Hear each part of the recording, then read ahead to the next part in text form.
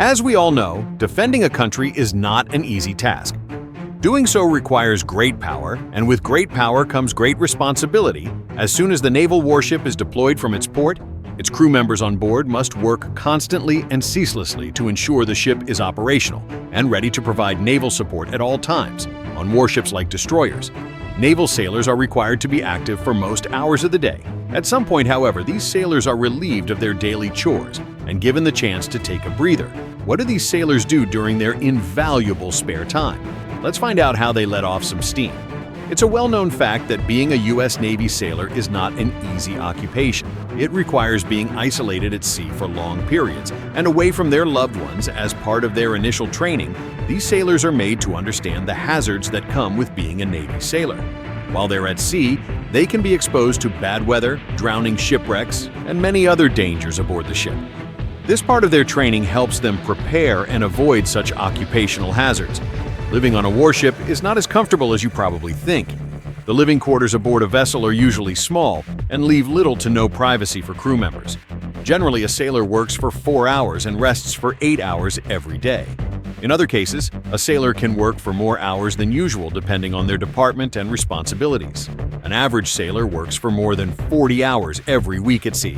To ensure a sailor doesn't become super exhausted while on duty, the U.S. Navy employs a rotation system whereby sailors can move from one department to another on deployment.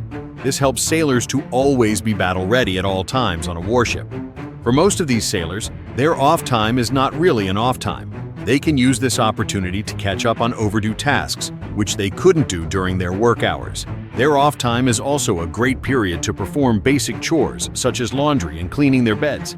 On some days, there could be a military task going on, like an at-sea replenishment, or an aircraft coming in, or leaving the flight deck at the end of it all. On such days, when it comes down to how many hours a sailor gets in his free time, what should have been around 8 hours of rest becomes 3 hours at most.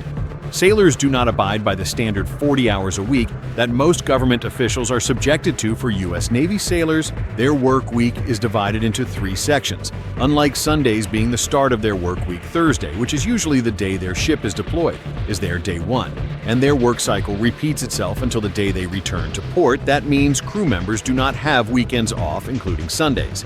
Perhaps this is why some sailors lose track of time. Because a new day is almost the same as the previous. Over the years, the U.S. Navy has made several efforts to ensure its sailors can be somewhat comfortable while risking their lives at sea.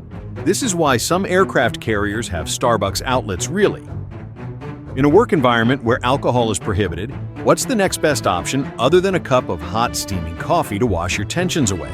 A popular way U.S. Navy sailors let off steam during their time at sea is through steel beach picnics. Pictures and videos from this event have sparked envy, even in the hearts of sailors and civilians on land during a steel beach picnic. The 5000 sailors living and working aboard an aircraft carrier come out to the ship's deck to have a good time. Still, beach picnics haven't always been a means for sailors to have fun. Though the naval tradition was conceived by the British Navy, as all hands to bathe back in the day, British naval warships were made out of wood. Hence, there was little to no provision for sailors to maintain their hygiene. Hence, all hands to bathe was in order for crew members to bathe in an open sea. Now, with sufficient provision made on modern-day vessels, jumping into the ocean has become a fun activity for sailors. Even though it can be quite dangerous, the average aircraft carrier has its deck 60 feet above sea level to eliminate or reduce the possibility of these sailors sustaining injuries from diving into the sea. Aircraft carriers lower their hangar bay elevators to half that height. Therefore, they can jump off the ship at a height of 30 feet. Even as a form of training, these picnics not only help to boost the crew's morale, but also supply the sailors with some much-needed vitamin D. Some sailors are not allowed on the deck for months. So, coming out to the steel beach picnic is the only time they can be under the sun. The deck, which is usually 4 to 5 acres of land, becomes small when everyone aboard the ship comes out to play and mingle. Various games such as card games, checkers, football, basketball, volleyball, and jump ropes are just a few of the activities enjoyed by the sailors on deck. Others settle for reading a book or sunbathing. And what's a picnic without food and drink? The head kitchen staff member decides which food is to be prepared on the deck. There are also coolers of ice-cold beer made available for those sailors to properly cool off. That is how steel beach picnics go on aircraft carriers. It is a bit different on submarines. The surface of a submarine is not only smaller in size in comparison to the deck of an aircraft carrier, but it's also curved. Hence, these dimensions leave sailors aboard a submarine with no other choice than to jump off the ship into the ocean. After a long, relaxing swim in the water, they head back to the ship to enjoy a nice hot meal. Sailors could also use their breaks to play video games with their peers, get a tan, or study for courses required for them to be promoted.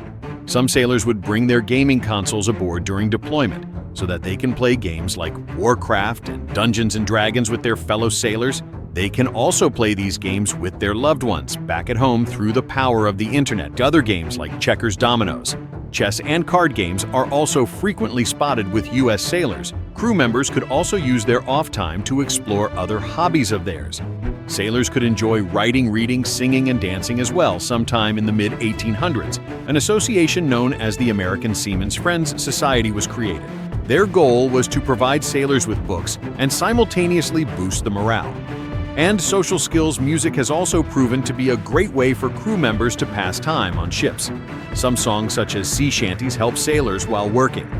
During their off time, sailors could gather round and sing songs or tell tales as a form of entertainment. Sailors who are musically inclined, unlike their peers, would grab various musical instruments on board the ship and dive into the world of folk soul music to keep things. Lively sailors who are more artistic than others often prefer painting an artwork or carving wooden parts of the vessel. Painters among the sailors would make use of whatever they could find on deck as their art resources. The outcomes of such creative processes depend on the skills of such sailors and how well they can manage the limited resources presented to them all. U.S. Navy sailors are entitled to taking a leave in total. A sailor earns 30 paid vacation days each year to go on leave. A crew member must complete what is known as a chit. Then this leave request form must be notarized by the next chain of command. All that's left is for the sailors' leave papers to be processed by the personnel department. In special occasions, crew members can borrow some days out of his not yet earned leave. Among sailors, this is known as going in the hole. It's not usually supported, but it still rarely happens. Sailors can also go on liberty calls during holidays and weekends. Crew members can spend a maximum of 72 hours based on the defined range of a vessel's local area a sailor can explore and must be able to return to the ship. If called aboard immediately, some warships have set their local area to be a 50-mile range. While others can go as high as 400 miles, Navy sailors are not allowed to take both leave and liberty calls at the same time. Cinderella Liberty demands that sailors return back to their vessels at a stipulated time. Sailors who are 3 weeks into accession training, known amongst Navy sailors as a school, have access to on-base liberty, and they're under a strict curfew as they approach the end of the first 3 weeks and are going into the 4th week. Sailors will start working towards off-base liberty, still under a curfew.